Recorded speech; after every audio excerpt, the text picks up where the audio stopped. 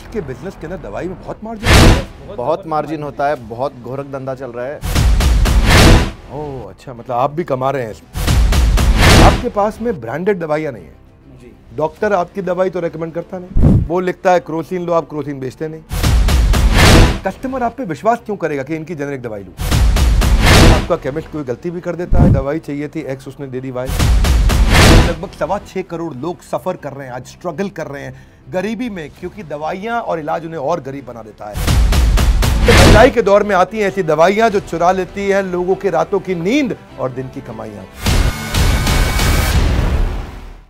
Ideas की इस race में दौड़ता तो हर कोई है, लेकिन फिनिश लाइन तक पहुंचता कोई कोई है। हम लेकर आए हैं आप ही के लिए स्टार्टअप्स का वो सफर जो करने नहीं देता कस्टमर को सफर। दो सफर हो गए, एक सफर जाने वाला और एक सफरिंग वाला सफर। नमस्कार, विवेक बिंद्रा बोल रहा हूं, founder and CEO badabusiness.com। Welcome to the business idea series. आज जिनसे आपको मिलवाने वाले हैं, उन्होंने फार्मा सेक्टर में सस्ती दवाई दे करके संजीवनी बूटी का काम किया। जैसे हनुमान एक जरूरत के समय पे लक्ष्मण के लिए संजीवनी बूटी लेके आए, ये लोगों के लिए सस्ती दवाइयां लेकर के आए। जेनेरिक कार्ड कंपनी का नाम है। आप जानते हैं लगभग 6.25 करोड़ लोग सफर कर रहे हैं, आज स्ट्रगल कर रहे हैं गरीबी में, क्योंकि दवाइयां और इलाज उन्हें और गरीब बना देता है।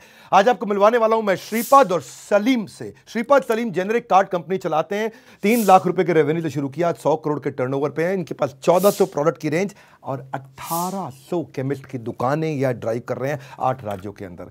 3.5 लाख से ज्यादा एक्टिव यूजर इनके ऐप पे हैं, अपने खुद के इनके वेयर हाउसेज हैं। सस्ती दवाई क्या अर्थ हुआ, जो दवाई आज बाजार में 100 रुपए की मिलती है वो 30 रुपए की देते हैं। तो पहले तो आप दोनों का बहुत बहुत स्वागत है। Yes, thank you sir. Thank you, शुक्रिया सर। देखिए, कुछ लोग ऐसे होते हैं जो बीमारी ठीक होने का क्रेडिट दवाइयों को नहीं, पैसों को देते हैं। 3,000 रुपए की दवाई लगी तब जाकर ठीक हुआ मैं।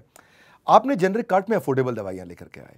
आज जो मैंने आपके बारे में बोला कि 100 रुपए की दवाई आप 30 रुपए में देते, तो इतनी कॉस्ट इफेक्टिव दवाइयां आप कैसे लेके आए जेनरिक कार्ड कंपनी में? ये मेरा पहला सवाल है आपसे। देखिए विवेक जी, हमको पहले तो ये समझना पड़ेगा कि दवाई जो है सस्ती और महंगी कैसे होती है। दोनों दवाई जो ब्रांडेड हो या जेनरिक हो, दोनों का मैन्युफैक्चरिंग कॉस्ट सेम होता है।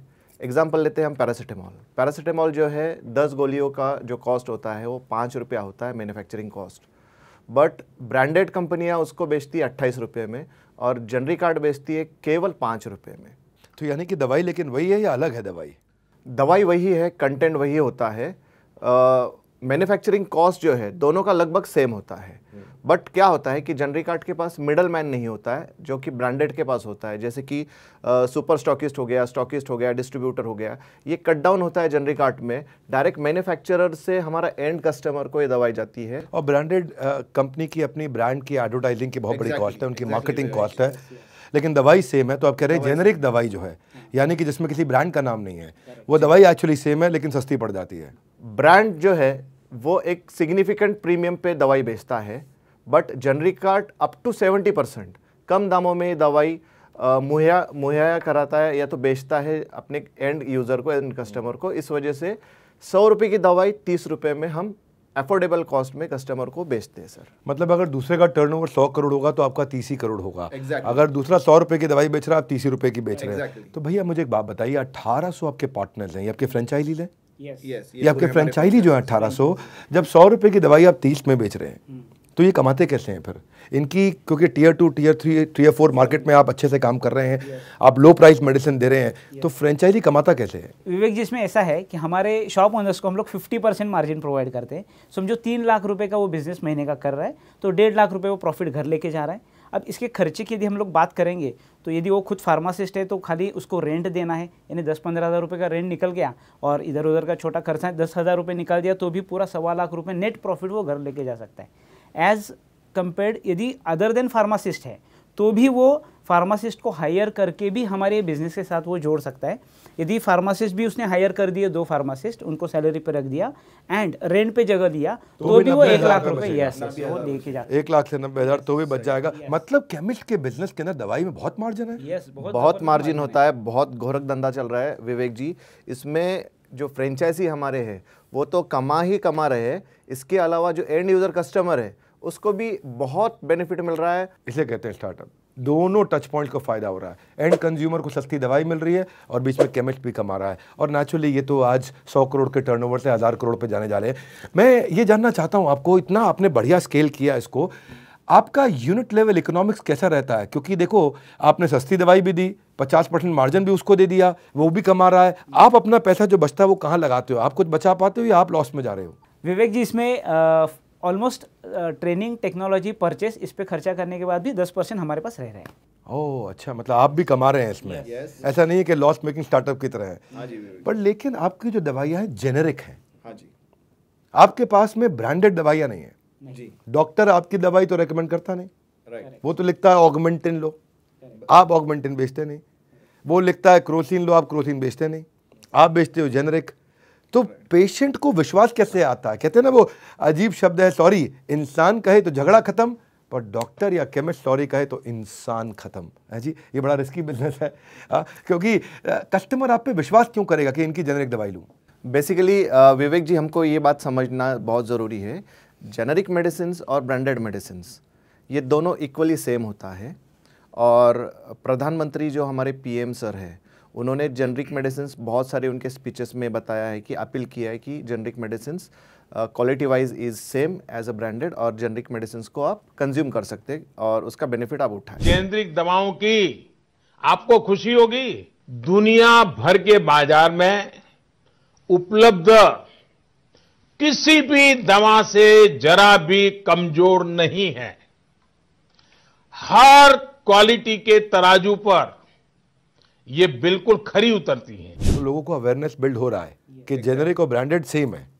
लेकिन क्या आपका केमिस्ट कोई गलती भी कर देता है कि दवाई चाहिए थी एक्स, उसने दे दी वाई? नहीं, इसके लिए एक सॉफ्टवेयर हमने डेवलप किया है, जहाँ पे आप अगर किसी ब्रांड का नाम डालते हो, फॉर एग्जांपल क्रोसिन डालते हो, तो उसका इक्विवेलेंट जो है पैरासीटामोल होता है, कितने mg में होता है, ये पूरा आपको डिस्प्ले पे दिखता है और उसका पूरा अवेयरनेस हम कस्टमर को देते हैं। बहुत सारा टेक्नोलॉजी आपने बिल्ड किया। टेक्नोलॉजी आज के टाइम पे बहुत बड़ा एनेबलर है। सही बात। और टेक्नोलॉजी नहीं है तो डिसेबलर है। तो बिजनेस में जैसे ऊबर के पास में एक कस्टमर की ऐप होती है, एक ऊबर के पास में ड्राइवर की ऐप होती है, ऐसे ही स्विगी के पास में एक कस्टमर की ऐप होती है, एक उसके पास में अपने डिलीवरी वाले लड़के की ऐप होती है। हमारे भी बड़ा बिजनेस में एक कंज्यूमर की ऐप है और ऐसे ही हमारे एक आईबीसी की ऐप है। अच्छा। तो ऐसे ही आपकी भी कोई अपनी ऐप होगी जो केमिस्ट की ऐप होती होगी। तो उसमें क्या क्या दिखाते हो आप वहाँ पे? विवेक जी, एक कस्टमर है जो 5000 की दवाई लेने वाला था हमारे पास, उसके बारे में हमें पहले से ही पता चल जाता है, जो हमारा इंटेलिजेंट सॉफ्टवेयर सिस्टम है, और उस वजह से उस केमिस्ट को 5000 की दवाई या तो जो भी मेडिसिन रिक्वायर्ड है वो पहले से हम उसको अवेलेबल करवाते हैं, जिससे उसके जो लॉसेस है वो ना के बराबर होता है। तो मतलब पर्चा बाउंस हो सकता था, कस्टमर वापस लौट सकता था, काउंटर से छोड़ के जा सकता था, पर आप आउट ऑफ स्टॉक नहीं रहने देते उसको। Exactly sir. अच्छी बात यह है कि ना तो ये कभी केमिस्ट को अपने ओवर स्टॉक होने देते हैं, ना उसको कभी आउट ऑफ स्टॉक होने देते हैं। यानी कि आपका रीऑर्डर लेवल मैनेजमेंट बहुत बढ़िया है। ये इंटेलिजेंट सॉफ्टवेयर है आपका। आपकी टेक्नोलॉजी पे समझिए कि नया स्टार्टअप शुरू करना हो तो टेक्नोलॉजी पे काम करना जरूरी है। मुझे इनका रीऑर्डर लेवल मैनेजमेंट समझ में आया, मुझे एक्सपायरी मैनेजमेंट समझ में आया, रैक मैनेजमेंट समझ में आया। इनसे जितना मैंने बात किया और अच्छा लगा मुझे। और मैं आपसे पूछना चाहता हूं, अगर कोई छोटे बड़े शहर से है और वो भी इस तरह फार्मा के बिजनेस में एंटर करना चाहता है तो उसको आप क्या सुझाव देना चाहेंगे? विवेक जी, बिजनेस कोई भी हो, फार्मा को हो या अदर कोई हो, इसमें कस्टमर का प्रॉब्लम ढूंढना बहुत ज़रूरी है। जैसा हम लोगों ने एज ए जेनरिक आर्ट ने कस्टमर के प्रॉब्लम ढूंढे, उसको महंगी दवाई सस्ते दामों में अप टू 70% डिस्काउंट रेट में देने की कोशिश की। ये हम लोगों ने किया। केमिस्ट जो है हमारे, उसको भी 50% का प्रॉफिट हमने उसको मिल सके इसका प्रोविज़न हमने करवाया, जो कि पूरे वर्ल्ड में या तो भारत में ऐसा कोई भी बिजनेस नहीं है जो केमिस्ट को 50% का मार्जिन देती है। और ये प्रॉब्लम्स हमने उसकी समझी और उसको ये 50% का मार्जिन दिलवाया। इसी रीज़न से आज हमारे 1800 फ्रेंचाइजी है और इसके आगे 18,000 होंगे, 1,80,000 होंगे सर। सो कोई भी काम या तो कोई भी प्रॉब्लम जो है उसको सॉल्व करने से आपका बिजनेस बढ़ सकता है, ग्रो हो सकता है। 1800 से 18,000 और 18,000 से 1,00,000 बहुत बड़े। तो आप कह रहे हैं फार्मा इंडस्ट्री हो, कोई भी इंडस्ट्री हो, कस्टमर की प्रॉब्लम पकड़ो और उसको सॉल्व करो। बहुत बहुत बधाई। आज ये 1800 से 18,000 1,80,000 पे जा रहे हैं। फ्रेंचाइजी के थ्रू केमिस्ट को एक्वायर कर रहे हैं।